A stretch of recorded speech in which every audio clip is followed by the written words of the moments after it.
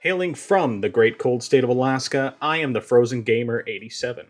And welcome to Dads in Gaming, where I interview fellow dads who are not only gamers, but content creators. That content may or may not be gaming related, but every one of these gentlemen are passionate both about video games and being dads. Joining me today for the 11th Dads in Gaming is yet another very special guest. He is the man who frequently throws hammers, chops with axes, shoulder charges objects, builds barriers, and protects those he loves from the forces of the darkness. And this is all before he plays any video games.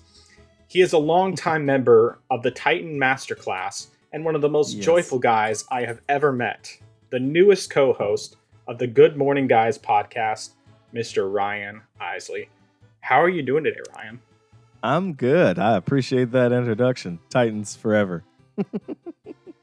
And I figured, those skills kind of transfer between your line of work and your main class. Yeah. I haven't swung an axe at work yet, but I do have like a little machete that I got to use the other day. And that was fun. So before we get into the main part of the interview, what are you currently playing? Currently today, I spent the better part of the day playing Borderlands 3. Okay. Actually. Wow, it's not Destiny 2. It's a miracle. It's not. Yeah, I know, right? I truth be told, though, I just came off of Destiny 2. We were trying to do the new raid. Makes perfect sense. Yep. You notice the hoodie that I'm wearing? I do. I see it. I love it. I gotta get me one. They don't make them anymore. They stopped making them. Oh, dang it. Well, sell me yours. All right. Well, good stuff. So just Borderlands 3 and Destiny 2, is that it? That was it for today, yeah. I haven't really delved into anything else lately. I just got back into Borderlands.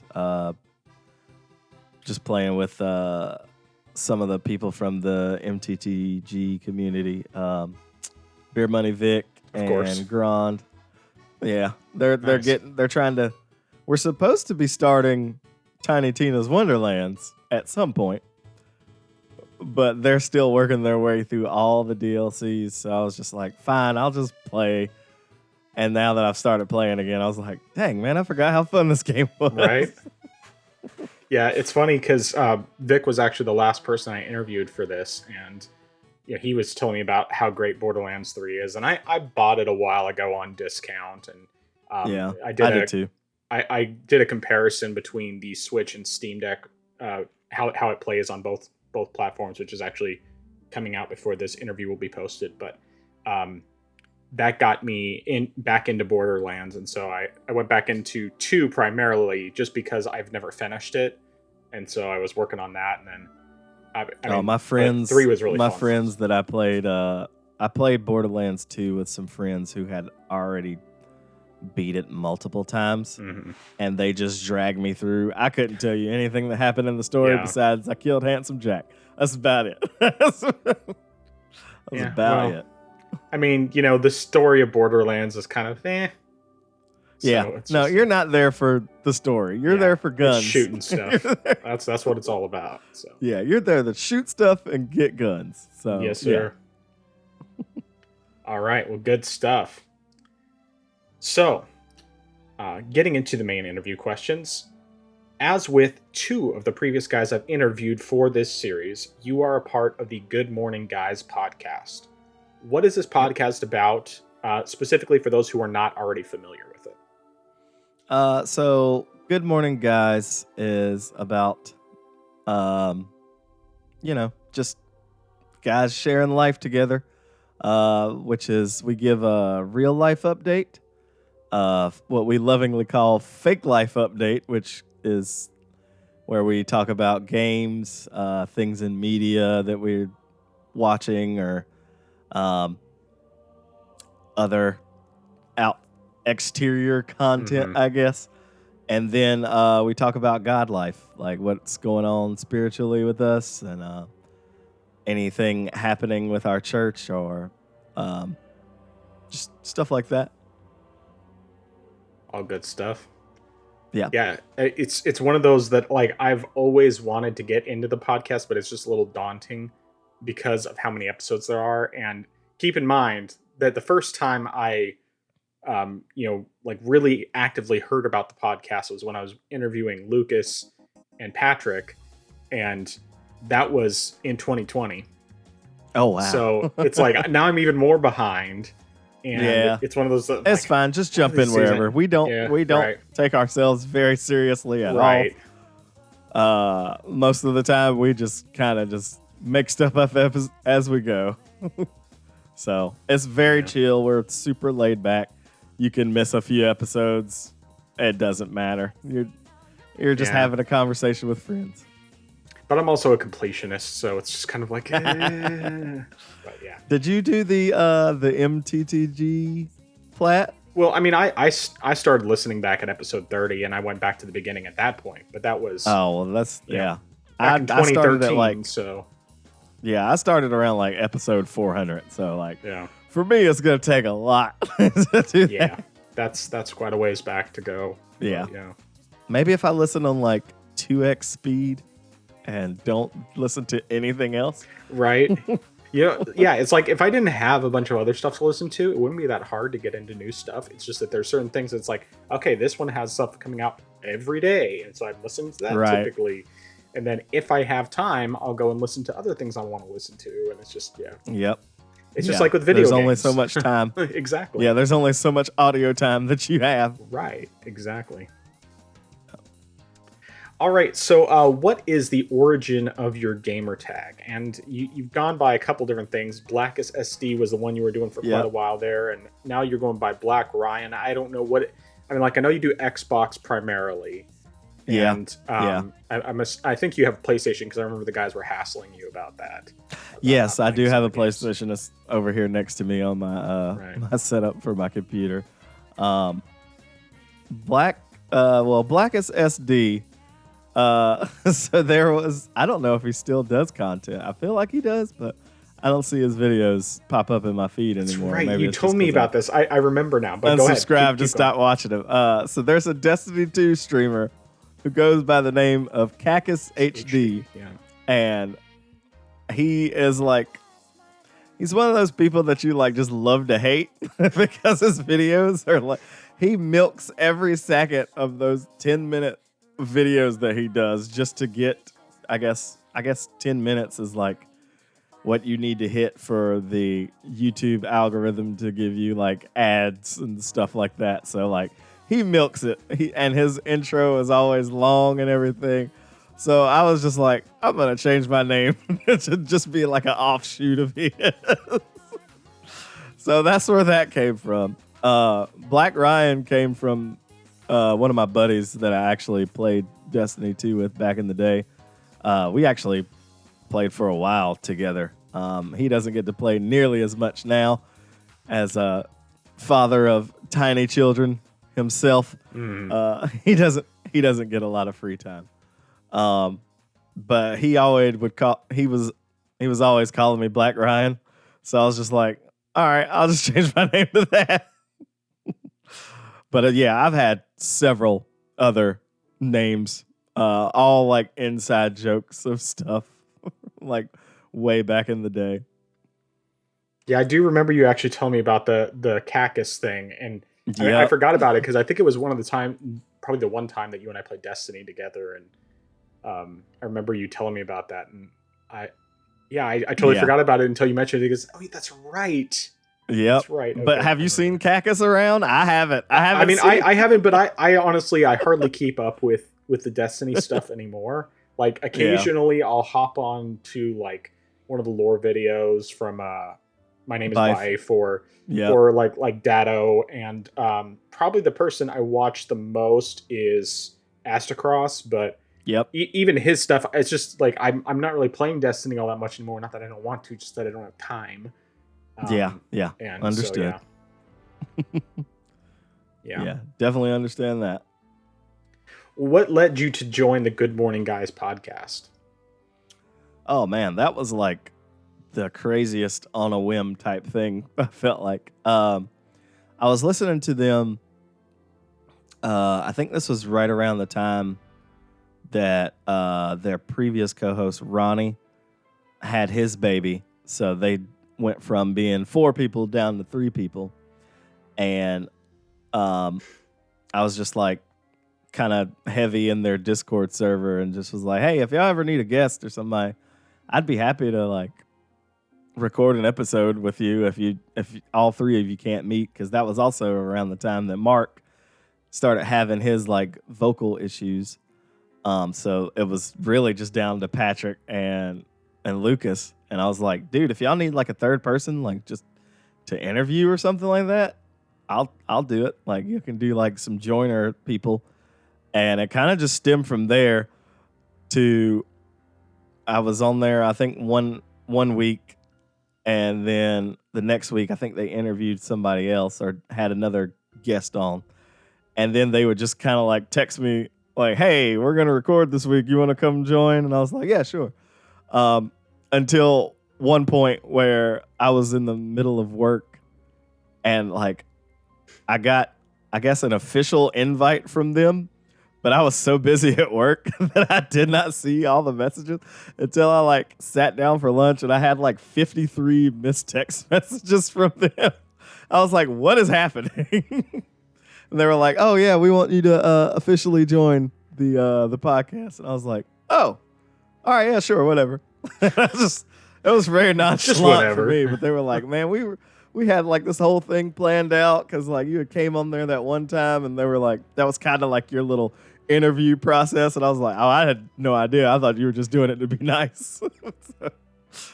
But yeah, it just kind of fell into my lap, and man, I love doing it. It's fun. I look forward to it every week. Very nice. Well, how long has it been since you joined? I joined at episode 285. Okay. And we are currently up to 3. I think it was 308 was the one I saw in there today.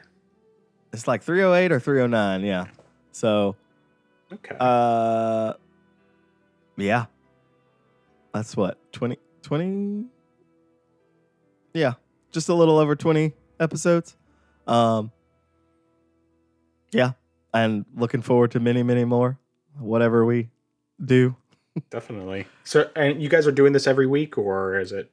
Yeah, as far as I know, it's been every week, and they want to keep it that way. We're trying to emulate our, what do they call our uncle podcast, Married to the Games, where we don't miss a week. We're trying to just keep that going. So there might be some weeks where it's only 2 of us, but we're trying to make it work to where it's at least 2 or 3 of us. I told them, like, dude, I'll call in from the road. I don't care if I have to. You're just gonna have to deal with my phone, like phone quality. Yeah. Very cool. All right. Well, on the gaming side of things, when did you get your start in gaming? On what platform and with what game? Oh man. I started gaming probably around 5 or 6. I remember having a Nintendo first. I think it was like the original Nintendo because there was Duck Hunt. And I remember having that little gun. And I would get as close to the screen as possible using it. But I guess that was just kind of more casual because that wasn't really ours. We had a Super Nintendo growing up as kids, but we never really played with it like that. It really started for me when we got a PlayStation. And I think that was like the first big console really that we had. Because the Super Nintendo, I think, was like hand-me-down from someone, which was fine with me, and I wish I still had it. But yeah, the PlayStation, like, I think me and my brother bought with our own money, or we asked for it for Christmas one way or the other. But I think we still had to pitch in. So we had to do like chores and stuff to get it. But yeah, a PlayStation was where we really started. And I was probably, like 8 or 9 at that time. And then that was like Crash Bandicoot, Spyro the Dragon, and all the various demo discs that I would accumulate. And I would just constantly play those demos of those games. Like Jet Moto, I think there was Ridge Racer and Parappa the Rappa. Oh yeah. Yeah. All good stuff.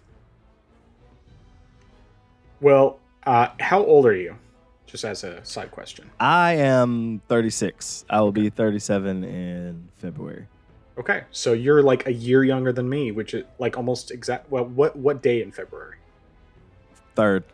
Okay, so 15th for me. So you're like just barely under a year younger than me. That's interesting. But related to that, question is, if you have ever had anyone tell you that you're too old to be gaming, and even if you haven't, how would you respond to someone if they told you you're too old to be gaming? I don't think I've ever had anyone tell me I'm too old to be gaming. I think my parents think it's kind of silly that I still game, but they don't pay my bills anymore. Right. So I do what I want. I am an adult. I work hard to be able to. Yeah, I work hard to be able to do and have the things that I have, and to be able to like. That's my relaxed time. Like, Dad's gonna go play video games now. So, to that I say, when you start paying my bills and stuff, then you get a say in what I can do. Nice. Yeah. Don't tell me what I can't do. Yeah, exactly. You don't tell me what I can't do. Well, what would you say are your top 5 games of all time? All right. When you sent me this list of questions, I had to think about this one for a minute, but it didn't honestly take that long because most of them I already actually said. I would say my top 5 games of all time would be one original, like Crash Bandicoot, the 1, 2, and 3. Honestly, those were like, I played those games front to back, like as many times as I could, unlocked as much of the stuff as I could, tried to get like all the gems, all the best time trials on every level. It was ridiculous. Another one that was also near and dear, Spyro the Dragon. I enjoyed all of those. I beat all of those, I think 100%. I'm pretty sure I beat all those 100%. Some of those flying levels were a little dicey for me, where you had to like do the time trial flying. Yeah, I was never good at that, but I managed. I managed okay. And then I would say, I guess when I hit college time, around that age was when I got heavy into shooters, and the one that I gravitated toward was Halo. Specifically like Halo 3. I've played pretty much all the Halo series, except for like the Halo Wars, like those top-down RTS ones. I'm not a huge RTS person, and I suck at keeping my bases alive. I get overwhelmed with that. Yeah. Having to manage people is no. But the big one for me was Halo 3, and then Halo Reach. Those are my like 2 of my favorite ones. And then I guess if you had to throw another one in there, because these are like more so like series, really. Destiny, obviously, as I've been playing it for the past 10 years. Probably won't be playing it too much more. Depends on whatever Bungie does, which I hope they figure something out. Yeah. And then one that like what really had an impact on me, I guess, would have been like, and it was one that was not on my radar at all. A completely different genre that I'd never really ever liked playing was Tunic. That was a really fun time. So yeah, that'd be my top 5 games or gaming series. Well, technically you could count like the Spyro and the actually really 3 of those you could count as individual games technically, because you can buy them as a single SKU. For Spyro you can buy the trilogy, Crash Bandicoot you can get the trilogy, and Halo you can get the Master Chief Collection, which has has all So, hey, I do have that too. There you go. All right. Yeah. Very nice. Well, what would you say is the most underrated game you've played?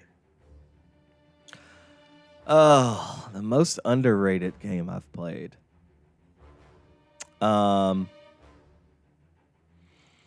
wouldn't say it's really underrated because people seem to like it, as far as I know. I've definitely seen the outcry for it, for a third one on Reddit and stuff. Titanfall 2. That was a phenomenal game. That was like one of the best story games that I've ever played. Like I was a little choked up at the end. I don't really think it's super underrated. It's just like, I feel like more so instead of underrated, it's underappreciated for what it did so well. And then just to have them be like, no, we're not gonna do anything else with this. We'll make Apex Legends, which is set in the Titanfall universe, but you're never gonna see another Titanfall. Or at least I'm still holding out hope that maybe, just maybe, one day there'll be a Titanfall 3. But it's going to take a miracle, I think. Well, crazier things have happened. So yeah. Well, you've kind of already answered this, but if you had to narrow it down, what would you say is your favorite game or game series? Oh, man. I feel like I have to default to Destiny right now because, like, I've played it the longest, barring, honestly, Crash Bandicoot or Spyro, because even after the remakes of those got made, or whatever they did with them, where they up-resed them and released them on, like, current generation of consoles and past generation, I bought them again and played them again, too. But I would have to probably say Destiny right now is still top. They really nailed it with the gameplay feel. The guns feel good. The jumping, minus being on a warlock, feels good. Warlock's just, that jump is so horrible. And not only that, but just like the friendships that I have made over that 10 years. Like the guy that I was talking about earlier that gave me the Black Ryan name. That guy lives in Canada. I went to Canada to be in his wedding like 2 years ago. Like he's like one of my best friends. I talk to him almost every day. And that was just over that video game. So for me right now, honestly, I don't think anything will beat it, just for the social aspect and like impact that it's had on my life. I have been playing it for 10 years. Yeah. Pretty faithfully. Well, as a side question related to that, favorite exotic in Destiny 1, Destiny 2, and overall? Oh, favorite exotic in Destiny 1 is probably going to be the one that saved my butt the most in, like, when I started doing Nightfalls and harder content. Icebreaker. Yeah. Love that thing. Being able to regenerate ammo, not having to worry about bricks of ammo to pick up, would be that one. Or because of me being a Titan main and where I liked hammers in D1, but I really, really liked Thunder Crash, or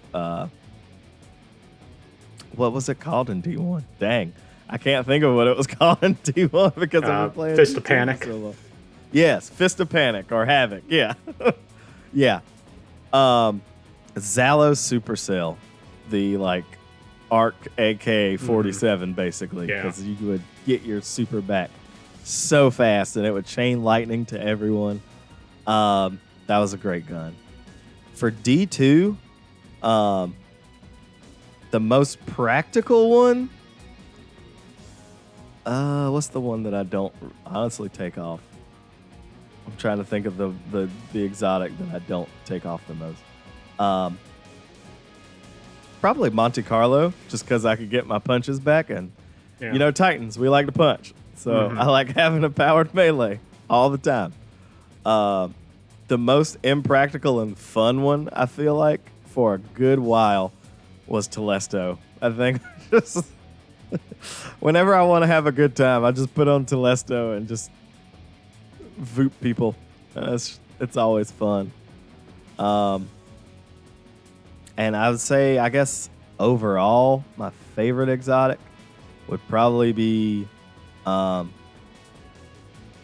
honestly, as much as it's gotten nerfed into the ground and it'll never be as good as it is, or was, in Destiny 2, there's the Kyrus of the Falling Star for Titans that gives you extra damage for Thunder Crash. There's just something just feels so good about hitting an enemy with that and just watching their life bar just jump and gone. Yeah. Well, I could ask a bunch of Destiny questions, but I'm not going to nerd out too much on that because then you won't get to bed till midnight, and I don't want to do that. Yeah, that's all good. All right. Well, you kind of already answered this, but what game or game series was completely off your radar but ended up being something you loved? Yeah. Just Tunic or anything else? Tunic caught me off guard because that was like really like the first game that was like kind of Soulsy like, but also RPG-ish. And I'm not a huge RPG person or Souls person, but like when I played that, I was like, dang, man, this is hard. And it made me want to play it more. I was like, I want to get better at this.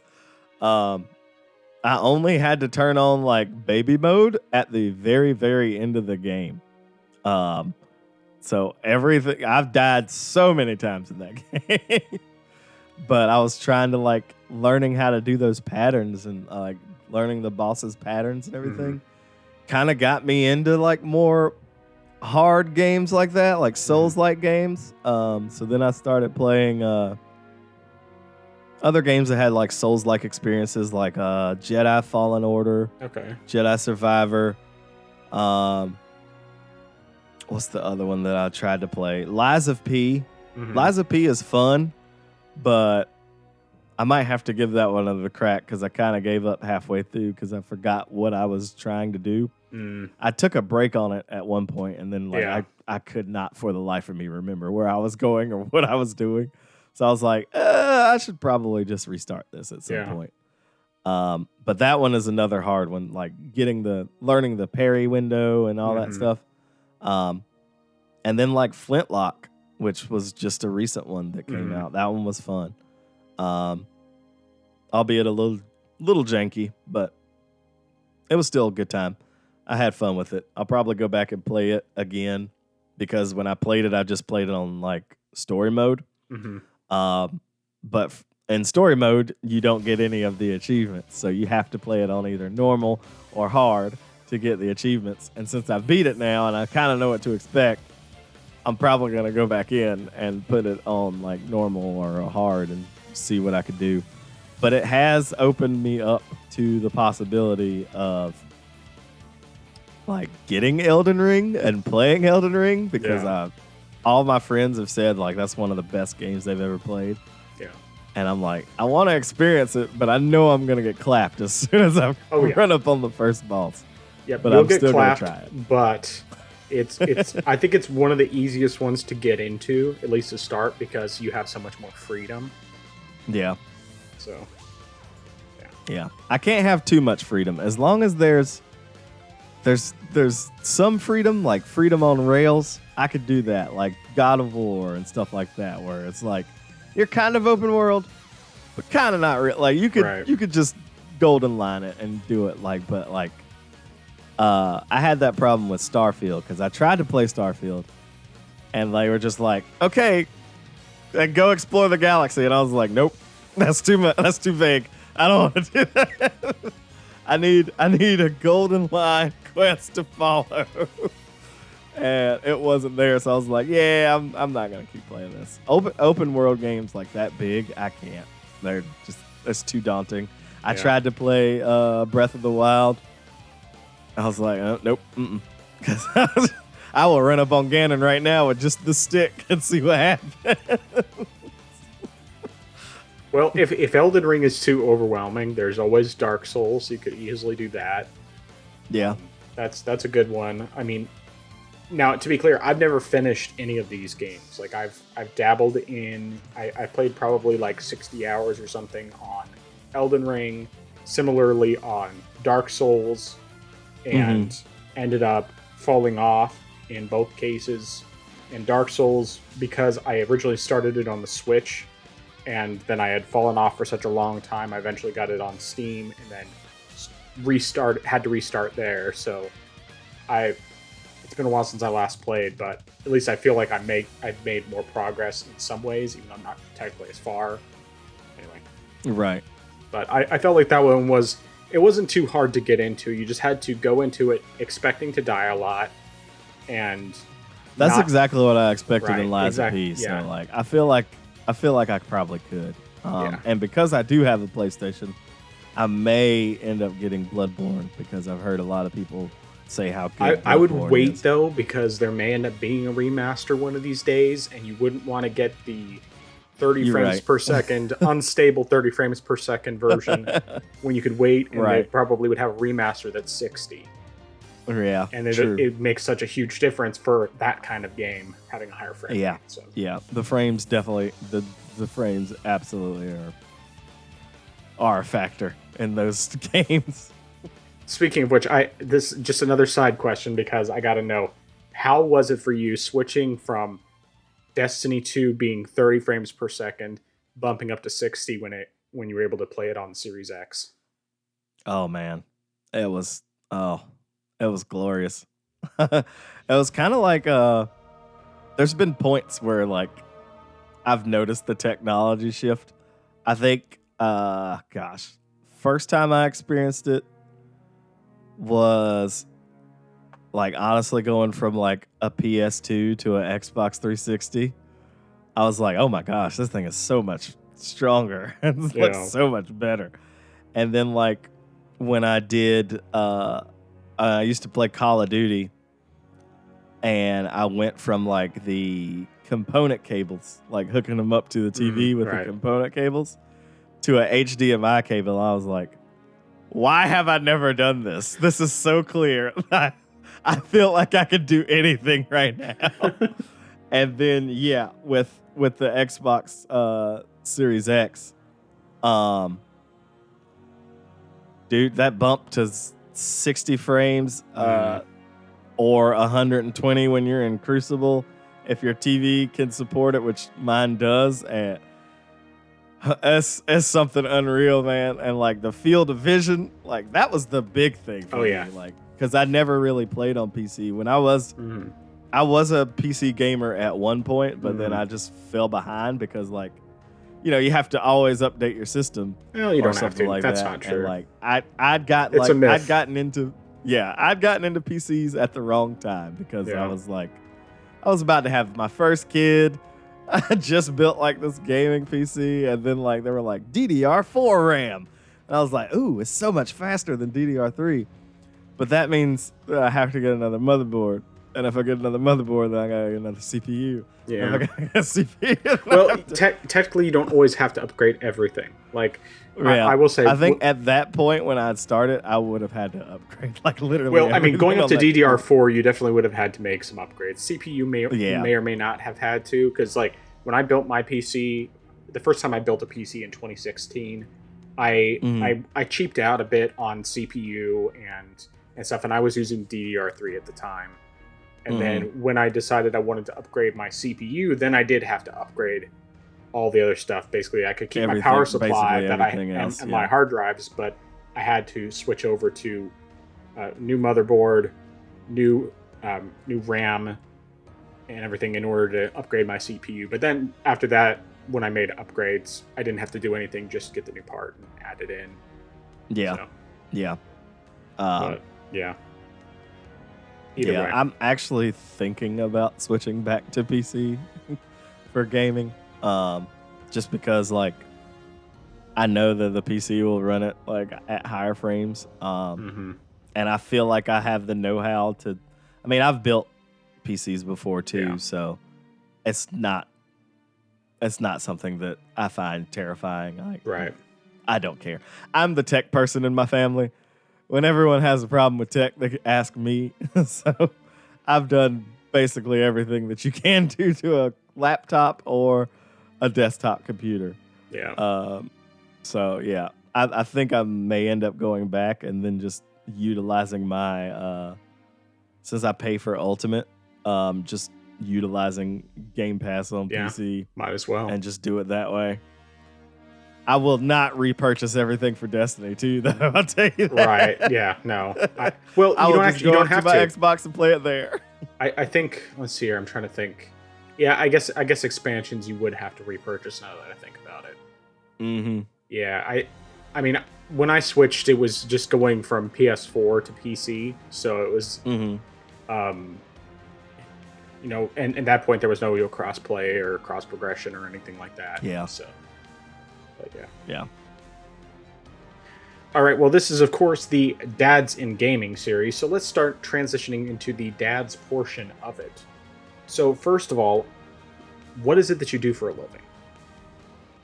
I am a maintenance or I'm trying to think of what the new it's the same thing that I've been doing, but every company kind of has their own thing where they call it like either maintenance supervisor or service manager, or currently it is called the resident services supervisor. I fix things. That's what I do. Yeah. I fix things in apartment homes for my residents. I also do some side work when people just need help at their house if they don't know how to hang a ceiling fan or install some toilets or something like that.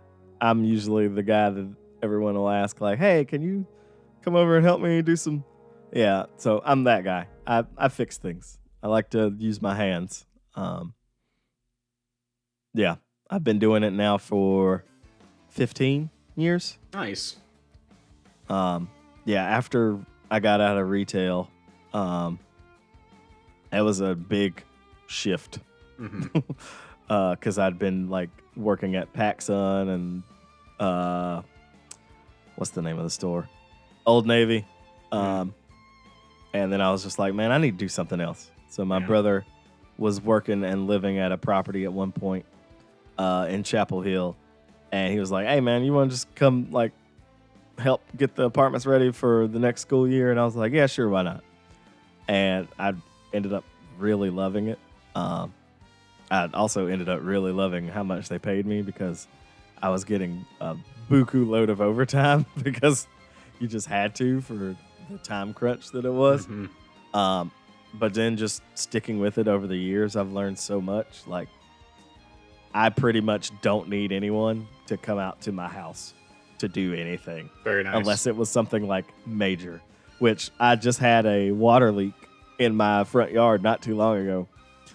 Dug it up, found the leak, went to Home Depot, bought the parts that I needed, repaired it myself. So, like, I don't really need anyone to help me fix anything. I know how to fix all the stuff.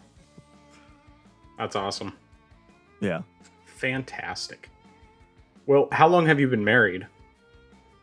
We have been married. I've been married now for this year will make, let me double check. Yeah, 11 years in October. Well, congratulations in advance. Thank you. Thank you. And how long have you been a dad? I've been a dad for Well, my oldest turns 10 in September. So in September, I'll have been a dad for 10 years. Yeah, it's been a ride. It's been a wild ride. Well, how has your experience been overall? I mean, besides the wild ride portion of it. Oh man, I had to do so much growing up and not thinking about just me all the time. Having to keep other humans alive is scary. Mm-hmm. Like, especially the first time we left the hospital, like that was like, they're just gonna let me take this baby. Like, I don't know what I'm doing. Like, I don't know anything of what I'm doing. But my wife was my wife used to be a nanny, so she knew a lot.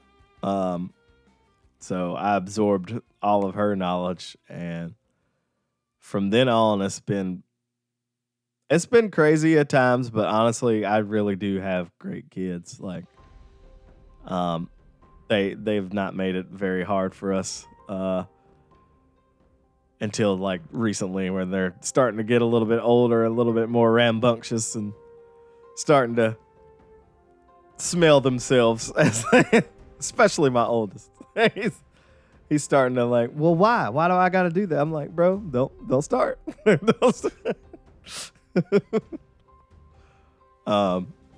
But I wouldn't trade being a dad for anything in the world. I love it. Agreed.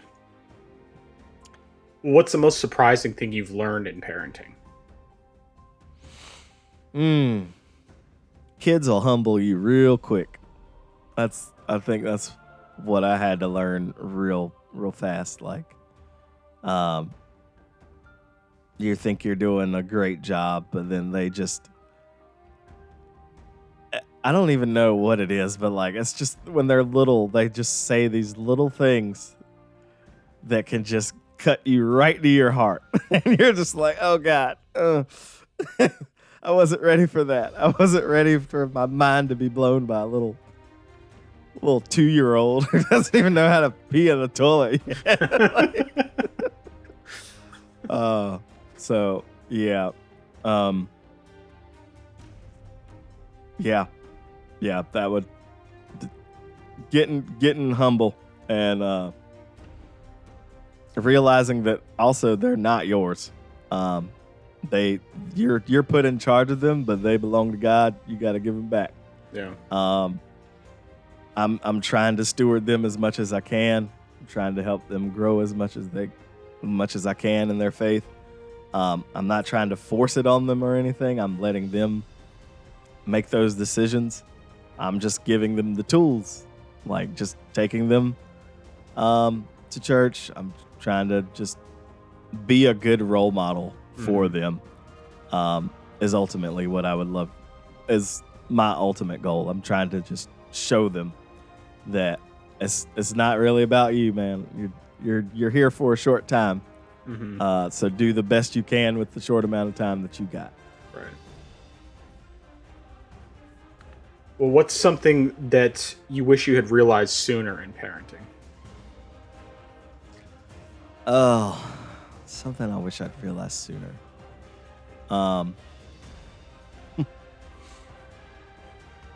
Sleep. Enjoy sleep.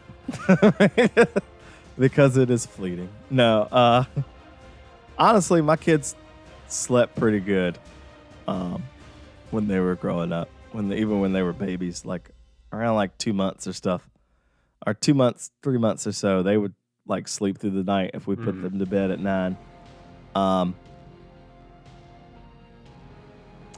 Honestly, I wish I would have been more, I guess, proactive with them and taking them places.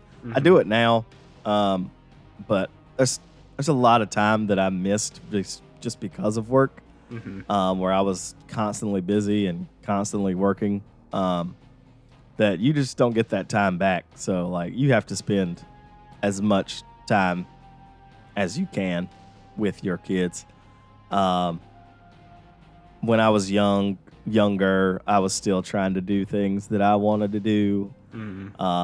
Leaving my wife home with them while I tried to pursue a music career that ultimately led to nothing, which thank God it did, because I would have been a horrible, horrible father if it weren't for that. Like barely seeing my kids now. Like I took this job that I currently have in efforts to be way more involved with them, because now being only 10 minutes away from home, especially right now when they're on track out and stuff, because they do year-round school, I can just come home and I get to eat lunch with my family and I get to see how they're doing. I try to go volunteer at their school as much as I can.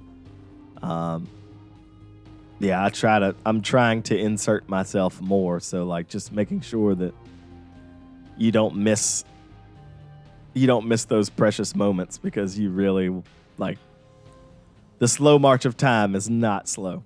Yeah. Like, it feels like yesterday that my oldest, Kingston, was born, and in a little over a month, he'll be 10. And that's 10 years just gone like that. Yeah. So, trying to capitalize on every little bit of time that I can. Well, make sure I'm understanding correctly. You have 3 boys, is that right? 2 boys and a girl. Okay, 2 boys and 1 girl. Yeah. All right. Sorry. No, you're good. Lost my train of thought for a second there. Okay. No, so you're fine. What's your favorite thing about being a parent of boys and girls, and what's your least favorite about each? Not about the kids specifically, but just about being a parent of that. Right, being like gender. a boy dad. Right. With the boys, it's fun to be, they're boys, so I can kind of throw them around a little bit harder. They can take it, usually. They want me to be like kind of rough with them and wrestle and everything, and I used to do that with my dad. So I like being able to roughhouse with them, and with Finley, my youngest, and the daughter, she tries to keep up with the roughhousing, but she not quite there. She's definitely a girl. She's more into like the princess stuff. Oh,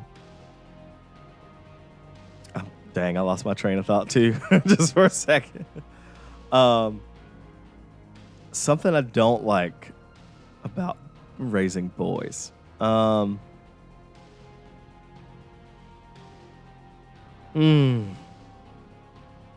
That's tough. They're really not that hard. Like, I didn't feel like boys were that hard. Girls, on the other hand, as a girl dad, like, I hate how easily I bend to what she wants. Because that's my daughter, man. Like, yeah.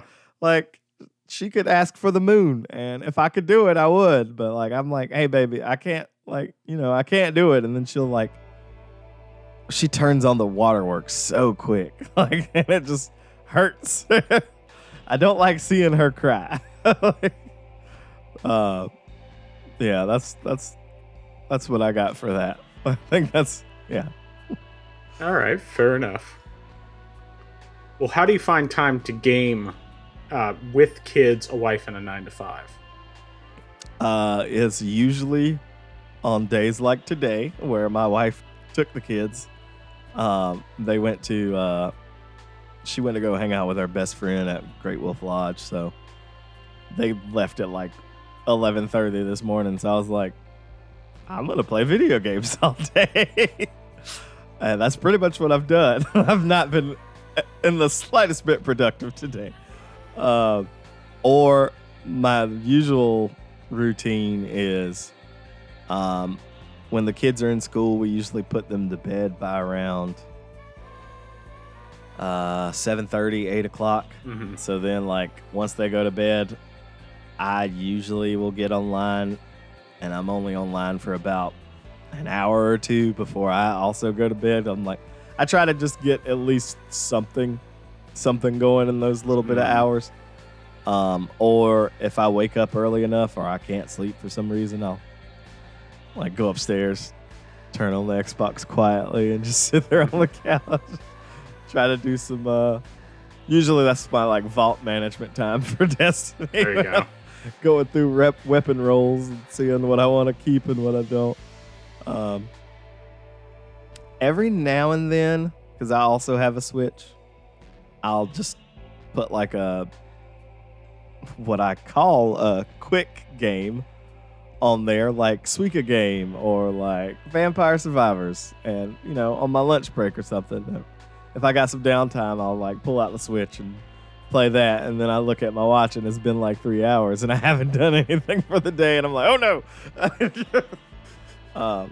So yeah, I try to sneak it in at pretty much any point that I can. But normally my time is between like 7:30, 8 o'clock at night till around 10. Unless it's a weekend, and then like kind of on the weekends I let the kids have at it and play for a good little bit. I do get them to take breaks because if I didn't, they wouldn't eat, they wouldn't pee, they wouldn't do anything. They wouldn't brush their teeth. They would just play. Yep. And I'm like, nah, man, look, you got to go outside. You got to get some air. You need to breathe. Like, remember to breathe. But usually when I let them go off and play, that's when I'll go off and play myself. Or it's now become a little bit more difficult because they all want to play something different all at the same time. So one of them will come down here and either play on the computer or the PlayStation. My daughter just doesn't use the Xbox that I got her, so I might end up bringing it down here and hooking it up to my guest bedroom TV to be able to at least do something there. But the boys, like their TV in there is constantly on, and one of them is on their Xbox or on a tablet or it's whatever form of thing there is. Like if I know I need to get something done around the house, or if my wife needs to get something done around the house, she knows that she could just like give them the time to go do it. And then we have like time to do the things that we need to do. And then usually I'll be like, okay, can I go play now too? Yeah. Yep. What tips would you give for people who are struggling to find the time to game?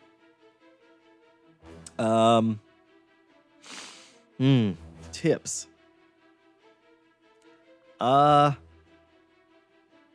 Unless you're like super tired, play when they're napping. Try that. See if that works. They might hear the console come on. But also like, I mean, I played with my kids like while holding them and everything. So like, even though I wasn't like,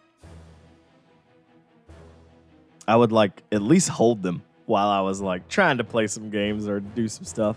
And I'd let them hold the controller and stuff too, which I mean, it could be a slippery slope for some kids. Cause then they, you know, the digital age that they live in, they get attached to that stuff real quick, real fast.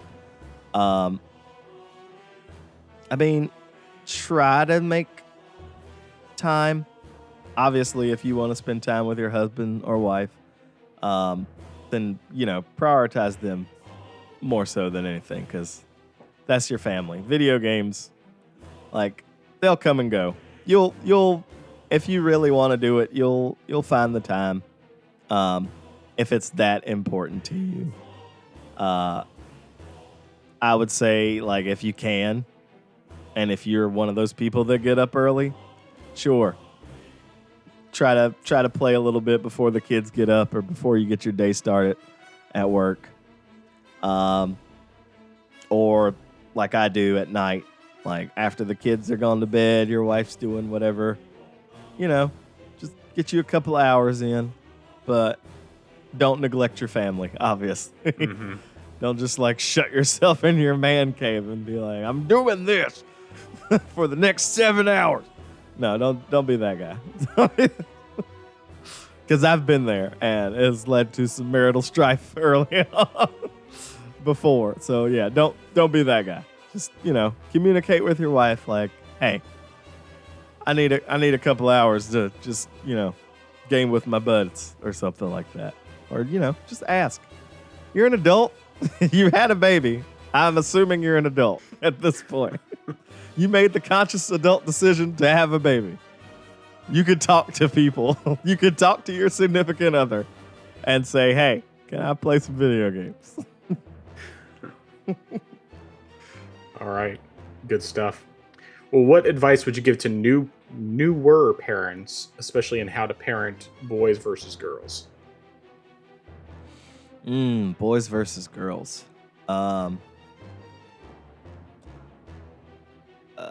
Biggest thing for us was honestly, my kids didn't really have any I feel like they hit all their milestones when they were supposed to. Like as far as like potty training and stuff, I don't really think we had an issue with. I'm trying to think of sage wisdom that I like. Kids are kids. They're gonna be pretty. They'll take care of themselves for the most part when they're little. They'll let you know what they need, whether it's screaming and crying, like when they want you to pick them up and stuff. Dang, man, I'm trying to my kids really it's hard because my kids were way up there and they would just be like, hey, I'm hungry. Or there was a specific cry that I knew. Learn to your kids is the best way I could put that is learn what makes them happy, learn what makes them sad. But don't try to shelter them from those things all the time. Yeah, obviously keep them safe from danger. But they're going to be adults one day and they got to learn how to deal with their emotions. So you don't have to save them from every single thing. Don't helicopter too much. Yeah. Let them be kids. Their bones are very, very malleable. If they do get hurt, chances are it's not going to be for that long.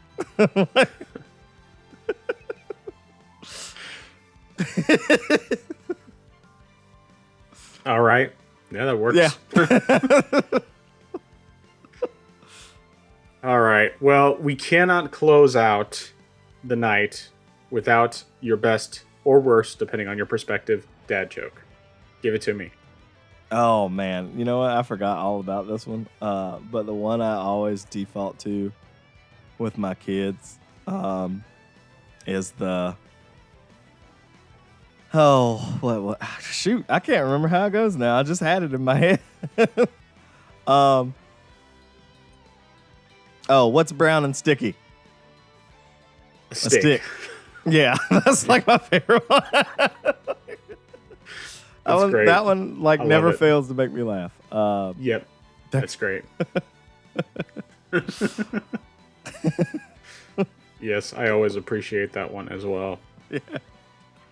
All right. Do you have any final thoughts before we finish out for the night? Video games are fun, but don't let them trump your family. Family's more important.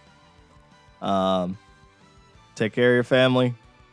They'll take care of you. You'll be able to game eventually again. But even if you don't, it doesn't really matter. In the grand scheme of things. Always lead with love. Do unto others as you would have done to yourself. And that really goes back to love. Try to love people where they are. Family, friends, whoever. Try to love. Love wins the day. Well, amen to all of that. So, where can people find you? People can find me on the GMG podcast. We will be recording. I think we normally record on Tuesdays. That seems to be how it's been working recently. And we'll normally have the episode up by Wednesday, Thursday at the latest if we have technical gremlins happen. If not there, I don't stream. I have started to think about streaming, but I feel like I'd still need to figure some other particulars out, and if I'm actually gonna do something with this computer and figure out how to get to be able to stream, since I primarily play on console. Capture card, that's all you need. Yeah, okay. Well, I just need to invest in a capture card. If you're in the MTTG Discord, hit me up on there. If you're in the GMG Discord, hit me up on there. If you see me out in the street, hit me up. I don't care. All right. Well, it has been a pleasure to talk to you, Ryan, of course. Always enjoy it. As I said before, I think you are probably the most joyful guy I know. And I appreciate that. That fruit of the spirit is very clear in you. So I appreciate you, and I always enjoy talking to you when I get a chance. So I appreciate it, man. Thanks for having me. Absolutely. Well, this has been Dads in Gaming number 11. I am the Frozen Gamer 87. That is Black Ryan / BlackisSD and whatever other names you might know him by. Good morning, guys. Co-host. And until next time, in honor of the late and the great Gabe Patillo, we're about to sing peace!